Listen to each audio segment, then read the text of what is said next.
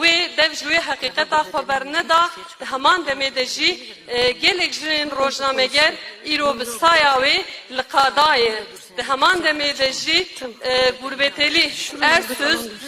di qada çapemeniyê de tücari serî netewan gelek carî hat girtin hatin çavkirin di heman demê de jî li dijî vana têkoşîneke li dijî zimanê zayenperest jî da îro em dibînin medyaya alîgir çi qasî bûyî zimanê xwe ya yê zayenperest dixwaze wê tundiya ser jinê dijwartir bikin di heman demê de jî bi hişmendiya jinê li dijî wî zimanê zayenperest sekinî ji ber wî hawî jî em